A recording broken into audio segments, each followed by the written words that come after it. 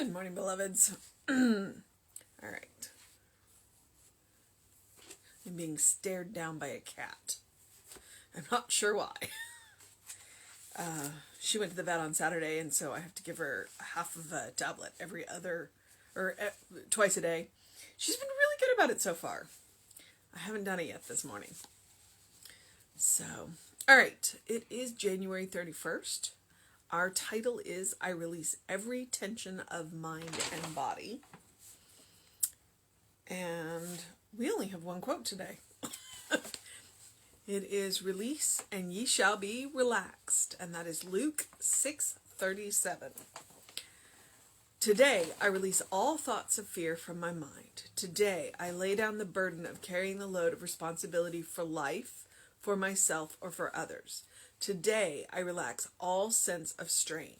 I remember that Emerson said the universe remains to heart unhurt. That Jesus said, let not your heart be troubled. Therefore, I lay all trouble aside, seeking to look through it, beyond it, above it, to detach it from the realm of reality, to separate it from any consciousness that it belongs to me or to anyone else, regardless of what any problem of the moment seems to be. Today, I proclaim my divine inheritance. I am rich with the riches of God. I am strong with the power of God. I am guided by the wisdom of God. I am held in the goodness of God. I arise and return unto my parents' house, knowing that the law of good operates through my word, that is through my thought or faith. Upon my expectancy and acceptance, I speak my word.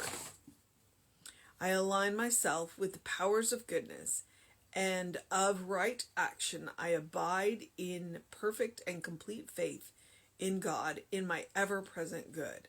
I take up no arms to fight the negative. I merely turn from all fear, turn joyfully and resolutely to faith, realizing that light is immune to darkness, that the night has no power over the day, that dawn dissipates the shadows of midnight.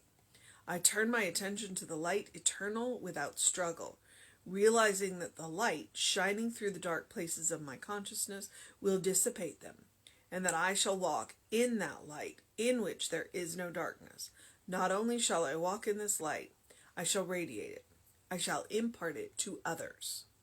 I shall remember the saying, let your light so shine before humanity that they, seeing your good works, shall glorify your God which art in heaven. I shall remember that the Spirit which art in heaven is in that heaven which is within me.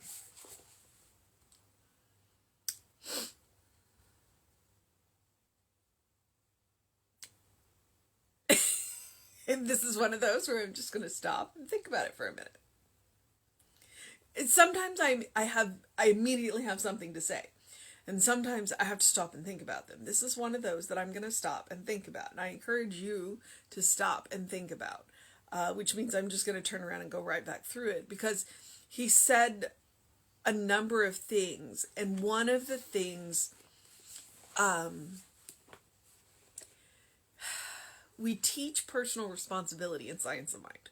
We teach about personal responsibility, about how we are co-creators.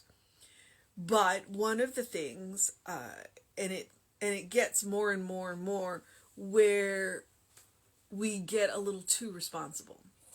It's like we actually have surprisingly little control over life.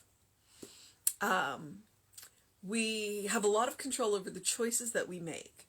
And the choices will determine the kind of life that we live. And that's where our real power lies sometimes. It's in the choices that we make.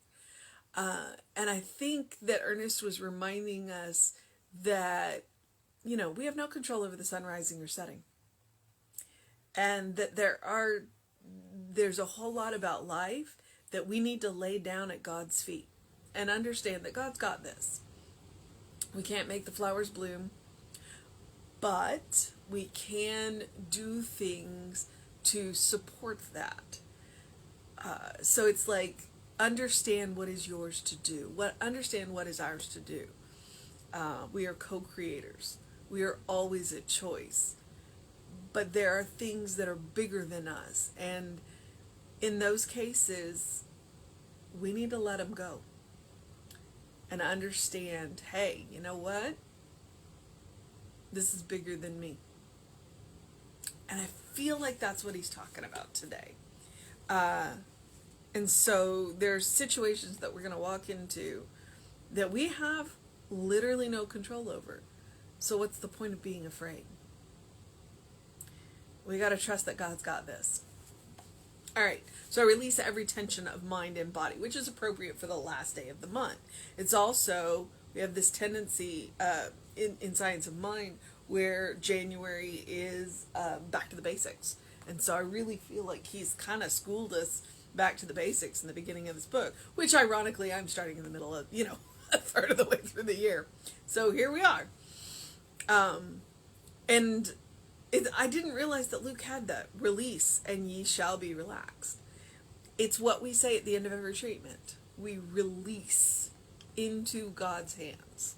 We release into spirit. We release into the law. We let go. Because if we hold on too tight, nothing gets done. So that is Luke 6:37. Feel free to go look that up and see what else was going on in that chapter. I read 2 articles about things being taken out of context in the Bible. So I do encourage you, go put it in context. See what Luke was talking about. Today I release all thoughts of fear from my mind. You want a mission for today? There it is. Today I lay down the burden of carrying the load of responsibility for life, for myself, or for others. That right there, the burden of responsibility for life, okay? And parents are really, I'm going to say good about this, because they're not good about letting go. They do hold on too tightly. They do think, hey, I need, and so they offer advice and they direct and they do this, and it's no longer theirs to do. It's like you have to give them roots and wings and let them fly. And so I think that may be a little bit of what he's talking about today in response to there's a certain time we need to let go.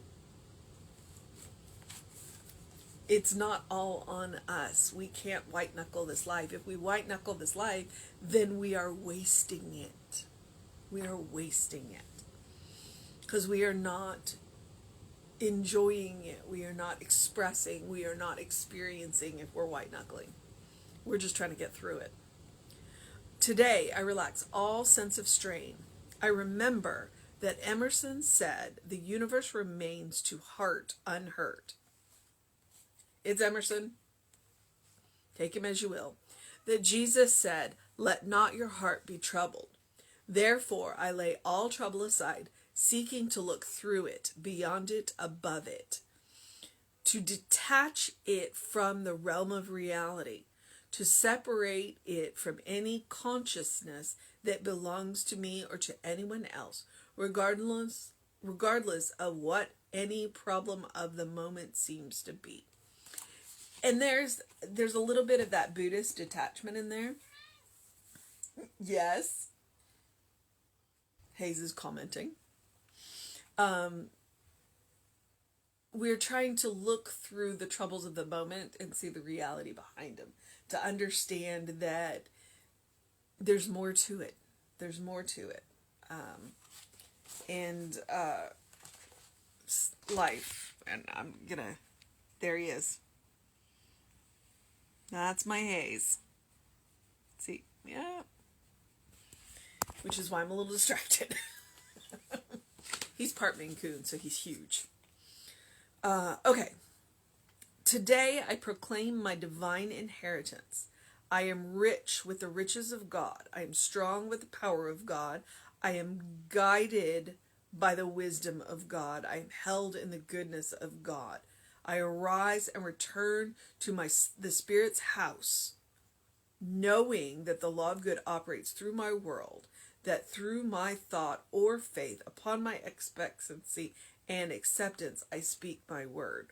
Now right there, that it's the second paragraph, would be an excellent paragraph to put in any treatment, especially when you got stuff to do. It's like, look, you know what? This is who I am. Let me accept this. Let me speak my word knowing who I am, and then my word cannot return unto me void. I align myself with the powers of goodness and of right action. Point of spiritual practice. To know who we are and to align ourselves with the qualities of God. I abide in the perfect and complete faith in God as my ever-present good. To recognize that God is all there is, that God is all around, and that it is good. It is good.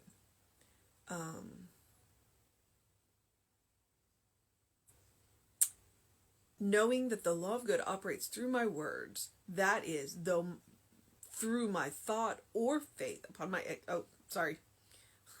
It was like, I got lost. Now, I align myself with the powers of goodness, all right, and right action. I abide in the perfect and complete faith in God in my ever-present good. I take up no arms to fight the negative. I take up no arms to fight the negative, meaning that I turn and look at the good. It's the definition of turn the other cheek. It's like, I'm not going to look at the negative. I'm not going to let my power go there. I'm going to look at the positive. I'm going to look at what I can do and let my power go there. I merely turn from all fear, turn joyfully and resolutely to faith, realizing that light is immune to darkness, that night has no power over day, that dawn dissipates the shadows of midnight. Joyfully and resolutely turn, where our attention is where our power goes. And if we are facing what we can do and doing what we can do, instead of being stuck by what we can't, we're going to get a lot further. Let's see. I turn my attention to the light eternal without struggle, realizing that light shining through the dark places in my consciousness. He's accepting. They're accepting. We do have dark places in our consciousness, and when we shine the light of the eternal on them, then we can deal with them. We can dissipate them.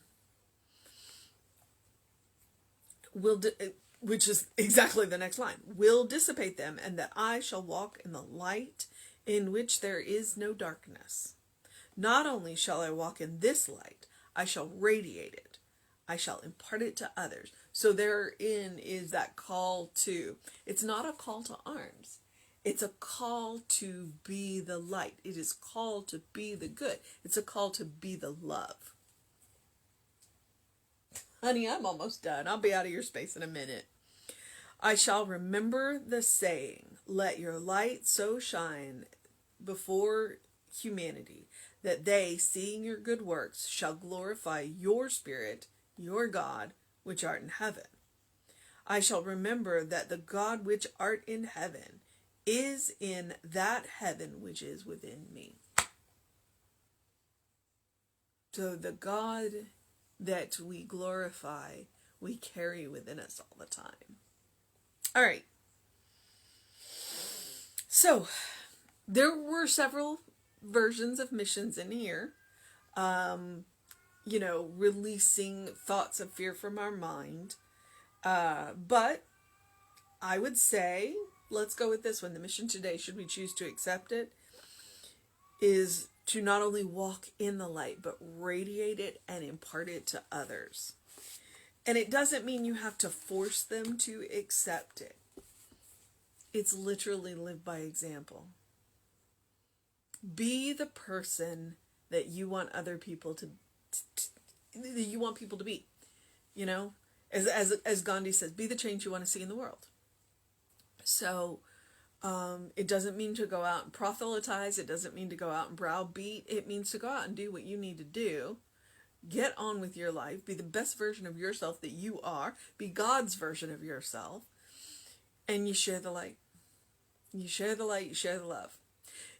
It also means the next thing that I always suggest is the spiritual practice of doing something loving, something kind, something compassionate for yourself. To practice that loving, kind, compassion on yourself, because if you practice it on yourself, you are creating a habit. You are creating a default setting. You are creating a situation in which no matter what happens around you, you can have a loving, kind, and compassionate response. And that is one way to let your light shine, no matter what happens. No matter what happens. And when I say loving, kind, compassionate response to no matter what happens, you can absolutely say no in a loving, kind, and compassionate way. All right? It doesn't make us doormats. Being loving, being kind, being compassionate does not make us doormats. All right? I just occasionally need to remind you of that. But it does mean to take care of yourself, and there are other ways to do that, such as engaging your mind and your body, such as drinking plenty of water, such as going and getting a face full of sun, of which there was none this morning because we're in for a couple of days of rain. But bright light, first thing in the morning. That's what works. It also means opening the windows of your soul, allowing the breath of heaven to remind you you do live in heaven right here, right now. It is all around you, all the time. And one of the best ways to find it is to do what Emma says, which is to look for the good and praise it. All right, beloveds, I'm going to move into the process of my day. It is Monday. We've got 3 book studies going on all at once. There's one on Monday, there's one on Wednesday, and there's one on Thursday. So if you're interested in any of that, please email info@creativelife.org. Get the Zoom links. The good thing about the book studies is you can drop in and drop out of them. So that is the fantastic. So catch us on the social medias if you need more than you're getting right here. We are on YouTube, we are on Instagram, we are on, well, obviously Facebook, unless you're watching this on YouTube. But this is archived on my YouTube, which is the Running Rev Ryan. I don't want to clutter up Creative Life because we've got so much good content on that. So I don't want those playlists to get, crazy. So check me out on the social medias. As I said, I am the Running Rev Ryan on several of the social medias. So take care of yourself. Know that you are loved. Have a great day, an amazing day, a wondrous day, a fantastic day, a magical day, an enchanting day, a good day. And if that is too much pressure, simply have a day. Because you are enough, just as you are. You are a beloved child of God, in whom God is well pleased, always and forever. All right, beloveds. Take care. I will see you around 9 a.m., but Reverend David will be on around 5 p.m. So feel free to catch us live anytime. Turn those notifications on, like and subscribe on the YouTube channel. My nose is about to drive me crazy, so I'm about to get off. Have a wondrous day. I'll see you next time. Know that you're loved.